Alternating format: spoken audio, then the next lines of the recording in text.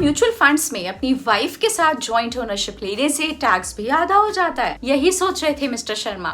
Meet mister Sharma, एक investor जो plan कर रहे हैं 5 लाख रुपीस का इक्विटी म्यूचुअल फंड्स में इन्वेस्टमेंट। पर एक कंफ्यूजन ने उनकी नींद उड़ा दी है। सिंगल ओनरशिप ले या अपनी वाइफ के साथ ज्वाइंट होल्डिंग।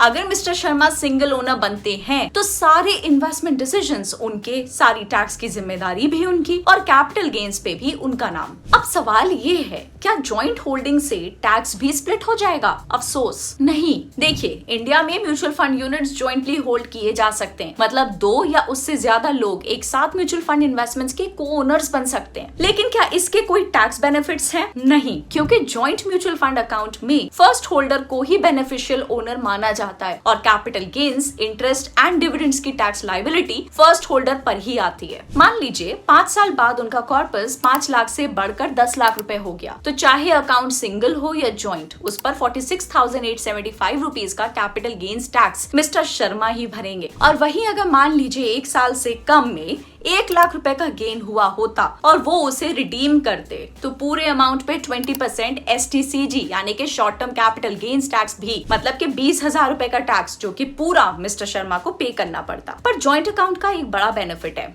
अगर कभी पहले होल्डर की डेथ हो जाए तो इन्वेस्टमेंट ऑटोमेटिकली सेकंड होल्डर के नाम पे ट्रांसफर हो जाता है। कोई कोर्ट का चक्कर नहीं, कोई डिले नहीं, नो कंफ्यूजन। याद रहे, अगर आप सिंगल होल्डर हैं तो एक जरूरी बात मत भूलिए, अपने म्यूचुअल फंड इन्वेस्टमेंट्स के लिए नॉमिनी जरूर अपॉइंट करें।